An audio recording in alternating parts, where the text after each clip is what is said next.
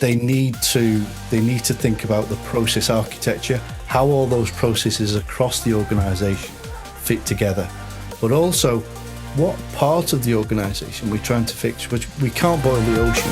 Welcome to Process Pioneers, the show that takes a deep dive into the minds of decision makers, key influencers, and process experts who are pioneering the world of everything process.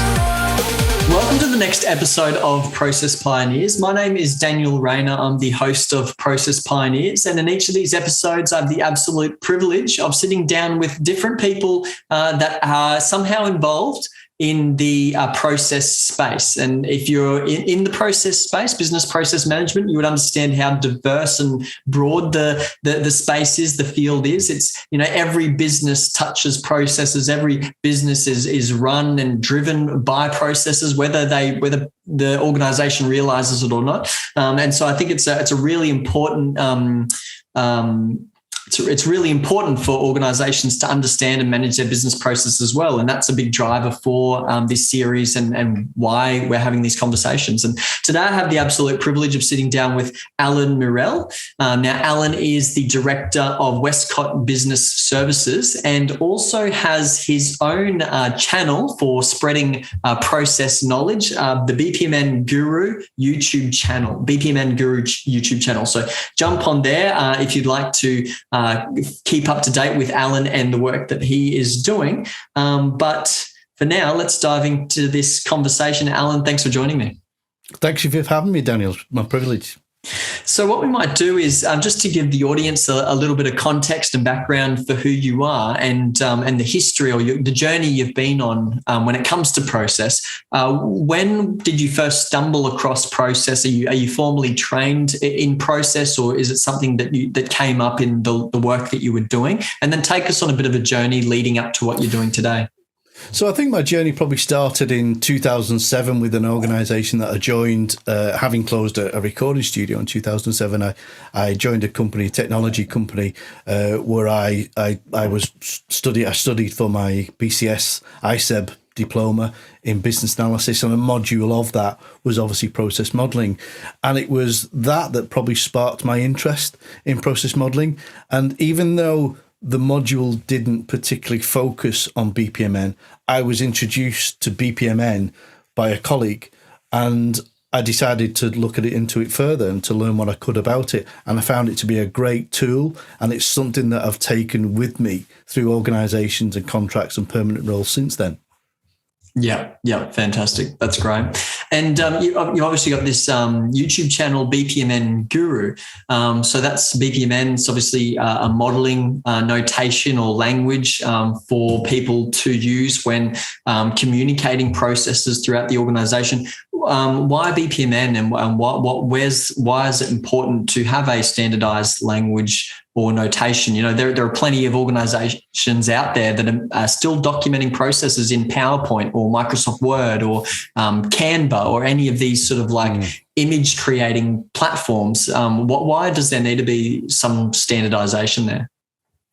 I think BPMN brings an additional set of features, or even you might even just call them symbols, which allow certain scenarios to be modelled, which I think are often overlooked by standard flow charting, as I would call it.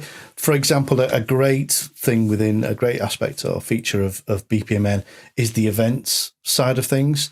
So often when we think about processes, we think about things that are done, that users, participants of the process do, but we often don't think about things that happen in the process. So when I say things that happen, things that we often don't have control over, like time or an interaction with a customer or a supplier into the process. So a great example that I often use in training is the library book example. So, a library could lend a book to a member of the library, but a couple of things could happen after that. You could either get the book back, but when you get it back, you have no control over. And if you don't get it back at all, you have no control over time. So modelling those different scenarios that can happen in a process, BPMN really helps to model that. And people will argue, well, I could just do that with a decision point in a flowchart. But flowcharts don't indicate that you're waiting for something to happen. It's the next step in a flowchart suggests that it can happen immediately, whereas events don't happen immediately. Right. And I think as well, BPMN very much focuses on the having different triggers. What are the different triggers that start this process? So many processes that I'm sure you've seen as well, just have a symbol at the beginning that says start. But we need to know, well, what's starting this process? Is it a particular condition? Is it a time-based trigger? Is it a message-based trigger? Is it an error? And also it's important not just to have a symbol at the end that says end or finish. But what are the different ways that this process can end in? So is it the order's cancelled, the order's fulfilled, the loan is granted, the loan is denied? And I think that's very important to model those different scenarios in a process of how things can start and how things can end, whereas standard flow charting doesn't tend to endorse that. Yeah, right. And for someone that's listening to this right now, that they're from an organisation that is at a very low level of process maturity, that they don't have much documented, if anything, or maybe it's all messy, or it's all very old and no one has looked at it for a number of years or so. What are the first steps or the foundational steps an organisation should take when wanting to understand and manage their processes? Actually, let's start even before that. What drives an organisation to even want to understand and manage their processes? So sometimes organisations are faced with a burning platform where they have to replace a certain system, and often they use looking at the process, use that initiative to take advantage of looking at the processes at the same time. So it's almost, we're flipping the bonnet of this vehicle. We might as well look at the process as well at the same time. Many businesses, organisations I see go through technology type programs and projects and don't look at the processes. Right. But for me, it underpins it. It underpins that, because that's at the root of everything you do. It's at the root of what technology you choose, the people you employ, how you train them. So I think embarking on a BPMN project, we need to recognise that, or organised needs to recognise that it shouldn't just be an academic exercise in capturing processes. Capturing a process and filing it away in a network drive or putting it on SharePoint is not the answer. They need to think about the process architecture, how all those processes across the organisation fit together, but also what part of the organisation we're trying to fix. Which we can't boil the ocean, so trying to fix everything and to map every single process is most likely going to fail if you've got a finite time to do it, unless it's just a continuous program that runs on and on. But then it's not a program or a project, that's just BAU. So I think organisations need to embrace the fact that if it is going to be done, let's focus on what needs to be fixed. But the irony is there that recognising that what needs to be fixed is often informed by mapping your process and understanding what's broken anyway. So it's a bit of a catch-22 chicken and egg sort of situation. So, but I would say that once they've embarked and they've recognised they want to do it, is the first thing to do is to come up with a process architecture to understand how those processes, from just a conversation point of view between Department 1 and Department 2, what are the interactions that those departments have with each other, but also externally to customers and suppliers and partners? And then once you have that high level view, then to focus in on the areas that you really need to bring attention to. And this is where I find where the challenge is. So often when I go into organisations, they've already made the decision that they're embarking on a BPMN activity or BPM activity. The challenge is almost convincing them that what they have, they need to unpick, scrap, redo. And you and I were talking earlier before the call about the analogy I like to use is the Christmas tree light analogy, where at the beginning of December, we scramble up into our loft and we get out these Christmas lights, and there's broken lights and there's tangled wires. And do we embark on trying to untangle this, or do we just throw it all away and start again? And it's often a brave man, a program manager, a program director that will say, let's throw it away. Let's throw it all away and start again. But sometimes that's the answer, because to continue over time to try and untangle and reuse and trust that this isn't going to burst into flames, yes. that is quite a brave thing to do, but often is the answer. And then obviously when you're embarking on actually redrawing, remapping your processes, it's getting the right stakeholders involved and making sure that you've got a good mix of people. You can't just use one guy, one person within the business, because you'll never get a consensus of opinion of what really matters. Right. And it's often a mistake just to get the guys who've been in the business for 10, 15 years, because they've learned so many bad habits. Yeah. You really need to get those young graduates in as well, because they come with so many fresh ideas. True. That the old guys won't think of. But then you're faced with a slightly different challenge where there's a bit of you're looking at a no blame culture where hopefully you can create an environment in a workshop where people can speak freely about what they feel. And often it's the young guys in reflection to the old guys sat on the other side of the table who won't always say what they think is wrong. So that's where techniques were taking people off in isolation and speaking to them to say, look, I'm just you and me. Tell me what you think's wrong, and also it's the order, I think, in which you go about your process mapping as well. I find that if you get the experienced guys to map the process first and then present that to the younger guys, they're not going to challenge it. Right. Because the younger guys will say, okay, yeah, so Dave that's been here for 20 years, he said that this is how we do it. Then I'm not going to argue with him. I think it's better to flip it. Right, I think it's better to get the young guys in first, get them in isolation, come up with a consensus of opinion, then present that to a wider group, which includes some of the more experienced guys, and they will critique it. Right. So they won't completely remodel it, but they'll critique what's there and add some detail to it. And I find that taking that young guys to old guys approach, you get a much more robust and true model. Yes, right. That actually happens within the business. So the approach of let's just get everyone in a room doesn't always work for me. Yeah. No, that's interesting. I haven't heard it articulated like that, it isn't just about getting all the key stakeholders together in a room. It's, you got to understand the dynamics and the psychology and what do we need to orchestrate to get the best outcome here. I was you were talking about the starting with the process architecture. Where do you start?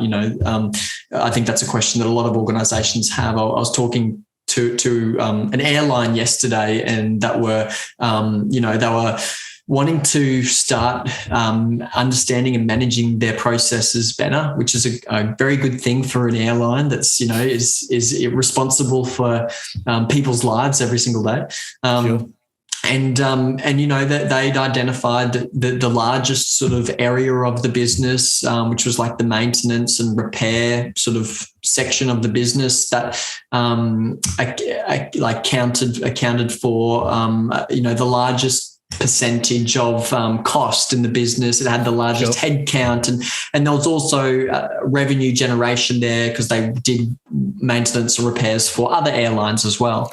And so they, because that was part of the conversation, is is this going to be an enterprise-wide thing, or are you starting in a specific area? And they were starting in this particular area because we need to prove that this work is valuable. As your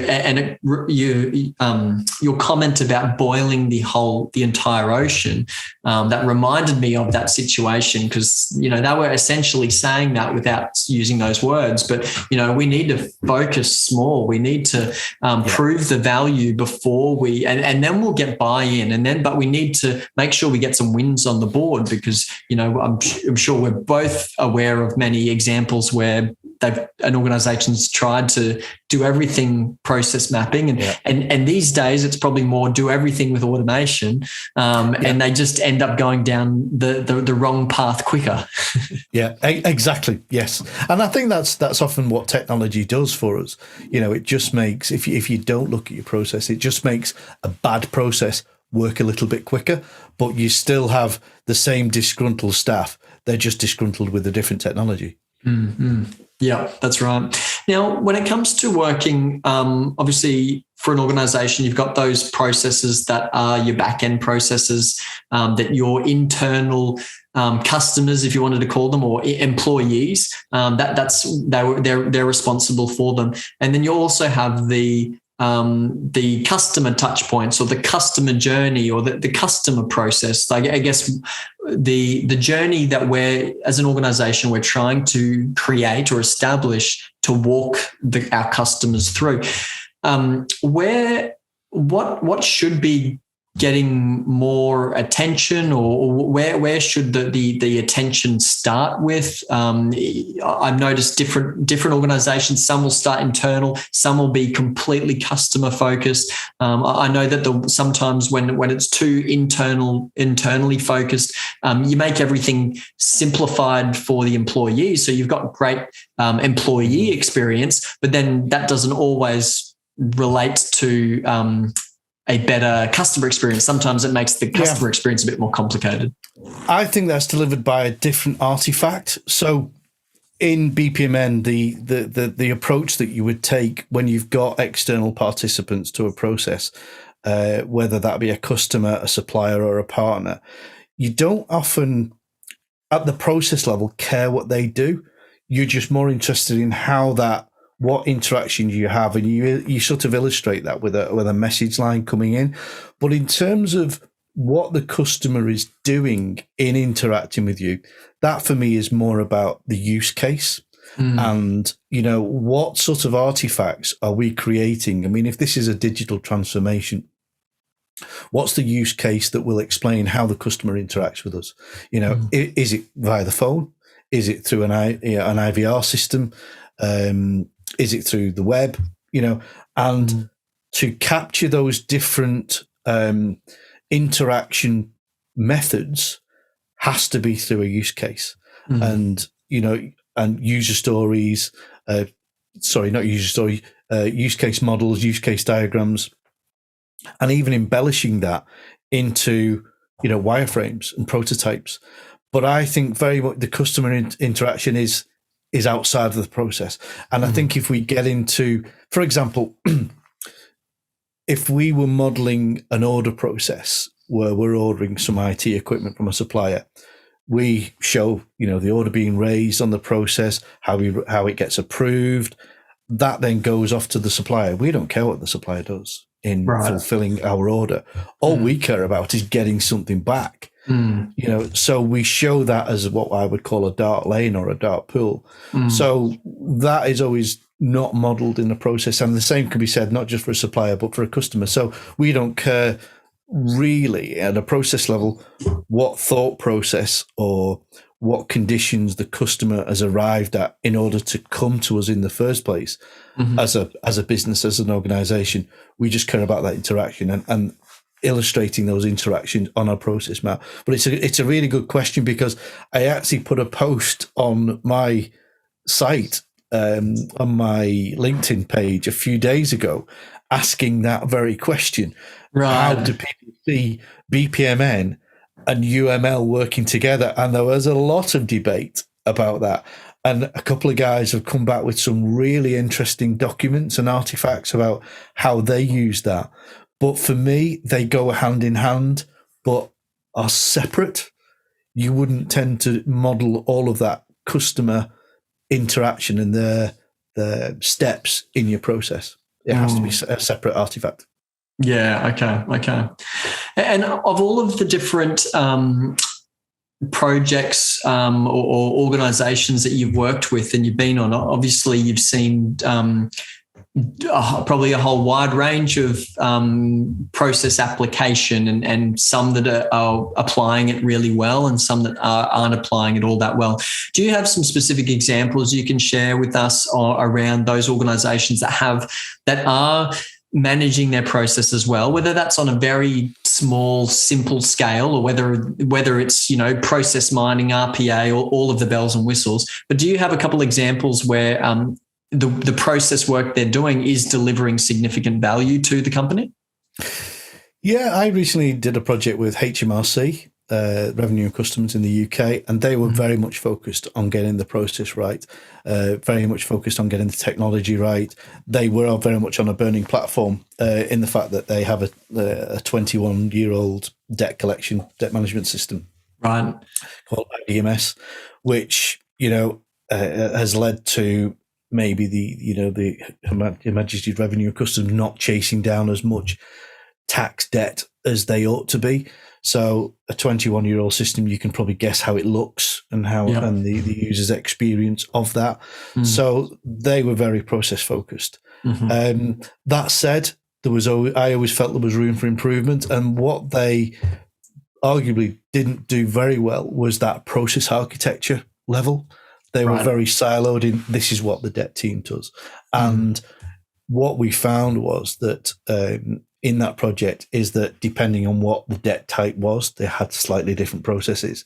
Right. So that consistency of an approach to organizations like that. And another interesting example of where processes can go not wrong, but can be interpreted very differently is a few years ago, I worked for Manchester Airport Group in the UK. So Manchester Airport Group owned 4 airports across the UK. And when I joined, the first piece that I was involved in, and that was security. So, when you walk through security and you divest your bags and the like.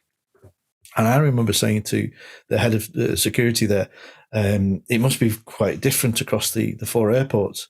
And he smiled at me and shook his head and he said, it's not only different across the 4 airports, it's different on every terminal in an airport. And he smiled at me again and he said, and it's not just different in every terminal in the airport. So some airports have 2 or 3 terminals. He said, and he pointed down the lanes, the security lanes, of which there are 9 or 10 security lanes. And he said that this lane will do it differently than that lane, will do it differently than that lane. And they have guidelines to work to, but I think over time, organically, people have done things slightly differently. An example being that, it may be that they have to ask the customer to open the bag. Some didn't do that. Some forgot to do it. So this guy was quite surprised by my naivety that it was just at airport level where things were different. It was such a granular difference that it was more than process. It was culture and behaviors that they had to change. Yes. So the level of difference that you find, depending obviously what the organization is, can be quite shocking. Yes. Sometimes. Yeah.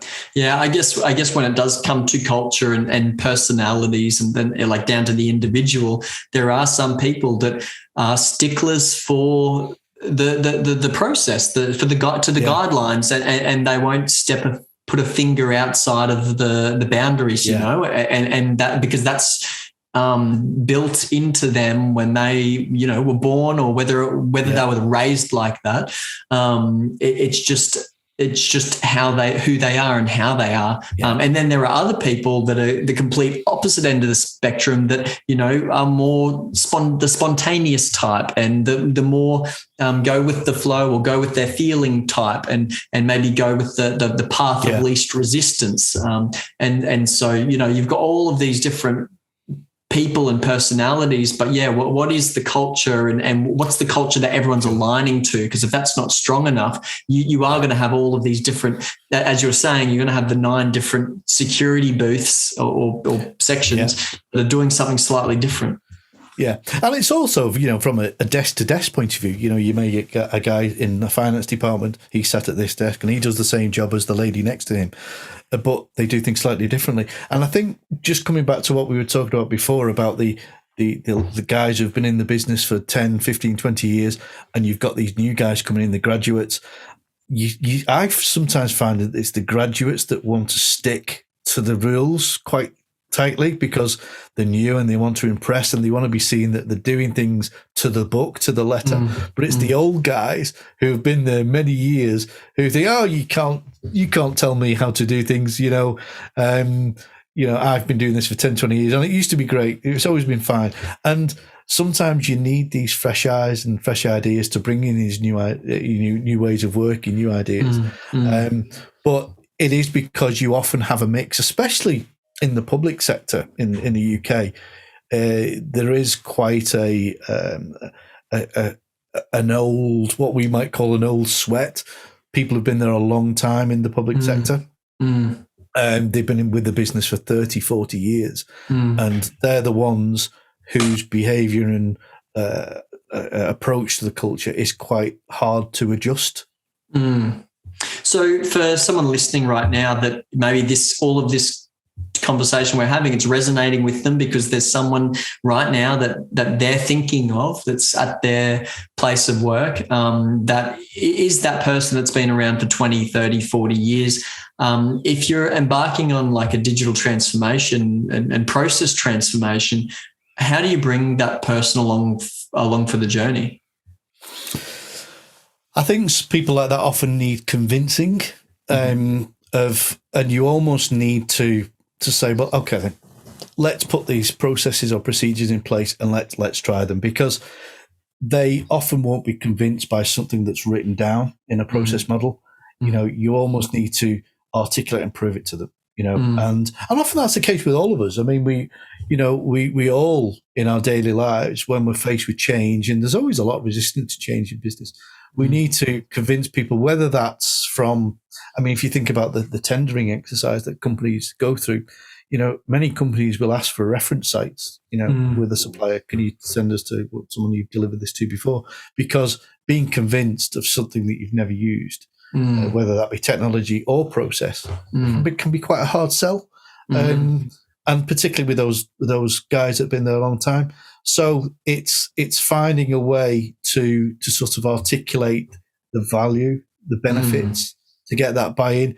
But, that said, if you've got people within the organisation who, at the point of wanting to embark on such a change, who are very resistant to change, maybe they're not the right stakeholder to be involved in the project in the first place. But, people need to be bought into the idea. If they're resistant from day one or unbudging, and that's where, as you said earlier, Daniel, you need that top-down buy-in from, you spoke about, your guy, who was working in the, I think you said it was a telco business. Yeah. If that top-down buy-in has been there, then great. It's gonna stick. It's gonna stick better. Yeah. Bottom up, the likes of me as a lowly contractor going into these businesses, trying to convince them isn't always going to work. Yeah, right. And it's quite a hard sell. And often I'm facing off with heads of managers, senior managers, directors who have to convince the CEO, and they often don't want to try and convince the CEO because they don't want to have that difficult conversation. Right. Well, as you say, the example in the telco that you gave was a great one, because the top down, buy into this was already there.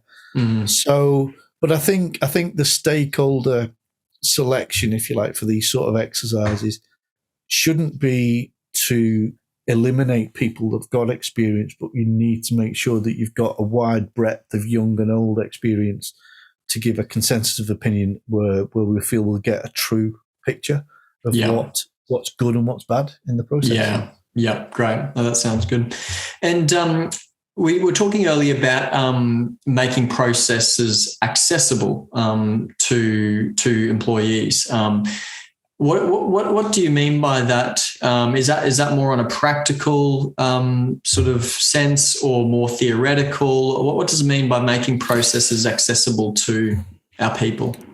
So I think that there needs to be, first of all, I think there needs to be a culture of continuous improvement. So there needs to be process owners or process custodians whose part of their objectives is to continually look at processes with the view to introduce checks and balances to make sure that they're still working correctly. Now, whether you implement Lean Six Sigma to do that, or just some common sense approaches to look at things and to understand the business, to say, are these working? But I think when you have process owners and process custodians who are looking at that, it's their job to make processes front and center in the business. They need to be a daily asset. Now, whether that's, and I've seen this done quite well in businesses where they literally print the processes off on A2, A1 size diagrams and put them on the wall, where people can be invited to put Post-its on them, to say there's an issue here, and they can color code those Post-its,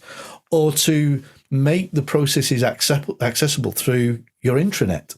So what you don't want to do is to make your processes become shelfware, where they get put in a flip folder, and they get put on a shelf and forgotten about, and they get taken out every 2 years and dusted off and looked at. And certainly putting them into a network drive or even SharePoint is not the answer. I mean, that's where they may live, but you need to make them accessible in terms of people should never be a couple of clicks away from the process that they do every day. But it's also an exercise is linking artifacts of that process. So if there's a step in a process where a report is produced or a particular document is produced, can I access the template for that document? And is it the most up-to-date template? But of course, if you're using version management, with systems like SharePoint that do have their value, then you can ensure that, when Dave goes to open that document from the process map, he's opening the correct template version. So I think leveraging that, the accessibility of the process into a business is enlightening, and it's very empowering. And also presenting data. We spoke earlier about value metrics-based process mapping. You can almost with Visio and Lucidchart import data into your process maps and illustrate almost in a dashboard type of way what's happening at each stage of your process. So you can see, well, how many times has that particular step been done today? How long does it take? Right. And I think it is a bit of a black art, I think, and I think businesses need to look into how they do it, because it's not difficult. I've done it I did it with on a contract a few years ago with Hewlett-Packard, where they were looking for the process maps. And it wasn't so much a process map, it was a process map come architecture map, where they had printers defined and network printers, and they were showing on a process map what the levels of ink were, right? on a Visio diagram. It was incredible. Yeah, okay. So there's all sorts of things you can do incorporating your processes with real-time data, but it's just investigating how you do that. And what sort of detail do you go down to? Like, you're obviously talking about process architecture, having that high-level view, showing the end-to-end process, how all of the different departments are interacting with each other. If one department doesn't understand the upstream or downstream impact, you may optimize your area of the business, but may make things difficult for another area of the business. And then you're obviously getting down level 2, level 3, like down to your BPMN diagrams. How detailed do you go? I think that's another question. I mean, obviously you start with your architecture, you start with that high level view. Is it just a continuous getting more detailed, or is it something where it depends on the business? There needs to be a hard line. So I always say that your BPMN sits at level 3. There's lots of arguments about how many levels there are in a process architecture. I always think of it as level 4 levels. So you've almost got your organizational level at the top, and your organizational level may have sub-levels. So if we think at your organizational level, you may have a finance department. Well, your finance department may be split into 3 sub-organizational levels. So you may have accounts payable, accounts receivable, payroll, all at 3 levels. And I wrote a paper on this about 3 years ago, which I can share, and whether we can somehow link it on the channel. But when you get to your level 3, your BPMN level, where you start to map your processes, you can have many sub-processes which people feel are other levels of process architecture, but they're not. They're just more detailed levels within your process. So, for example, if we have an accounting a process where we're taking on a new customer or a new supplier, and we want to credit check that company, that credit check would be a sub-process that might live somewhere else as a core activity because other parts of the business use it. There needs to be a hard line between your level 3 and your level 4. Your level 4 is your artifacts. Your level 4 is your reference documentation. It's your templates, your report and your document templates. And those artifacts, you can link to your process through hyperlinks. But I've seen, not a great deal, but I have sometimes seen people trying to map keystrokes into a process, right? And they shouldn't live there. People I've seen in a process, now click this page, now click this button.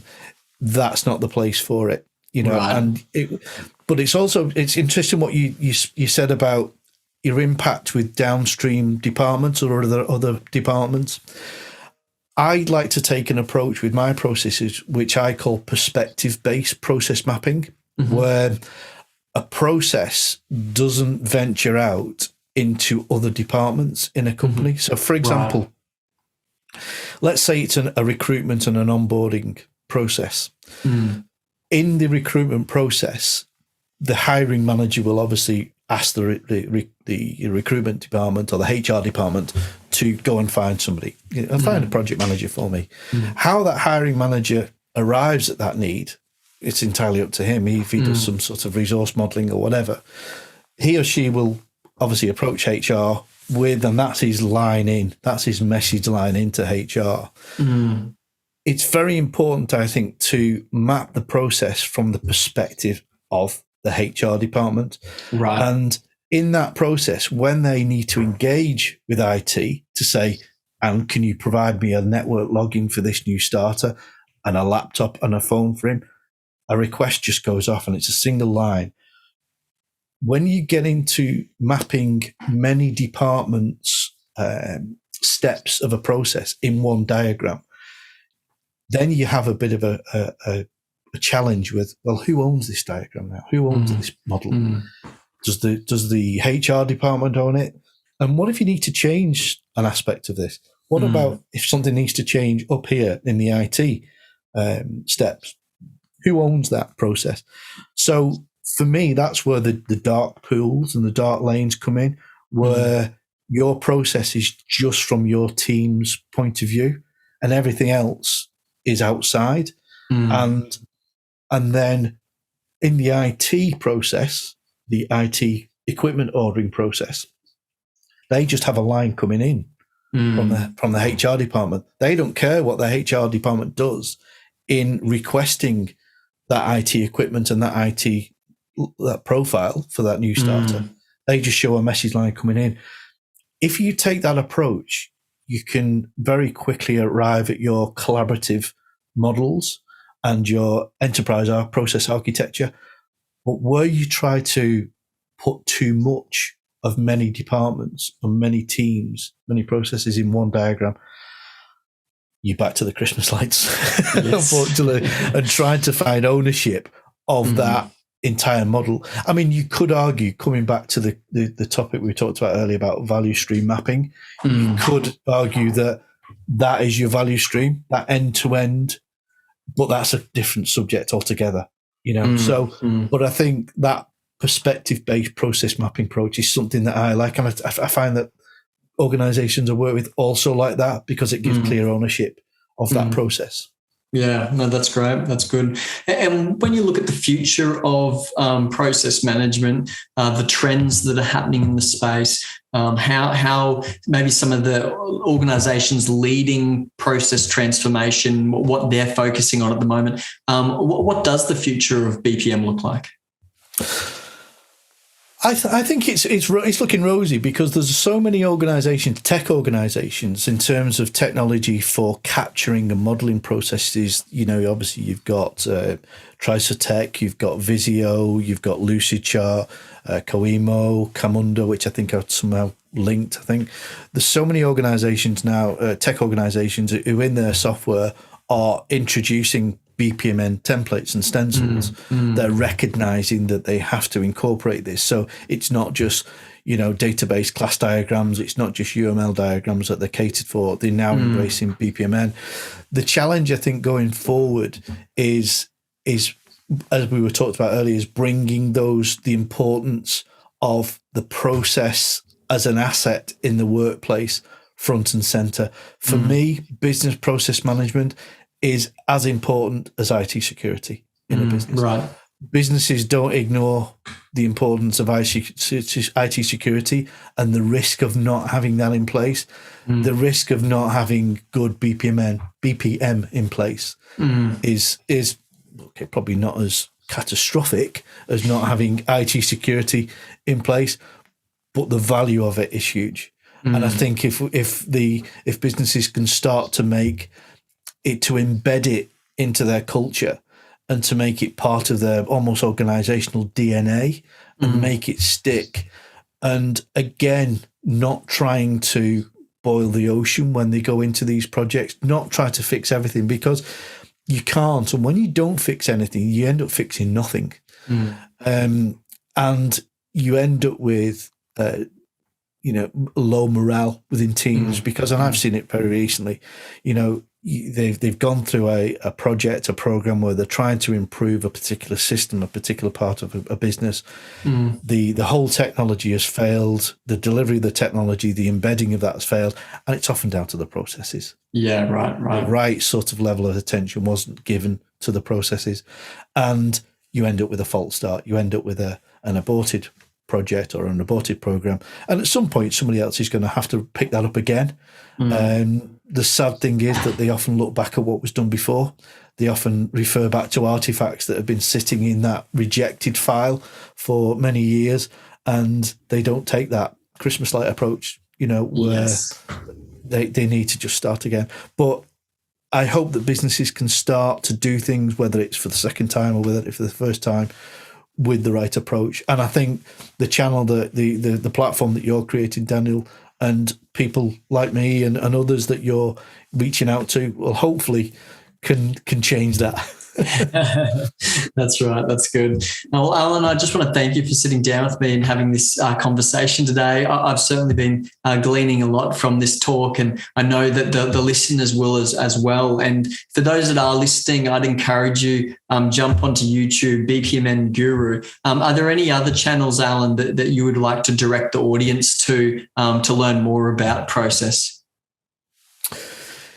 I mean, if you search BPMN tutorials, there's lots of channels that come up. The Lucidchart have some great tutorials on BPMN. To extend the whole BPMN and BPM sort of understanding, and also going into value stream mapping as well. Karen White has some great content online in terms of value stream mapping. I would say that BPMN Guru is probably your best resource for BPMN. But I mean, what I would say is there's no replacement from doing an accredited course. I would say that, without attending a 1 or 2 or 3 day course in process engineering or process mapping, watching a few videos on YouTube isn't going to turn you into an expert process mapper overnight. It's not going to do that. I really would encourage people to look at some of the accredited courses that are out there in BPMN and BPM, and find out, if there's any local providers of that training. And it's a great investment into your particular business analysis and project management skill set. That's fantastic. Well, Allan, thank you so much. It's been an absolute pleasure. Thank you, Danny. It's been my pleasure. Thank you.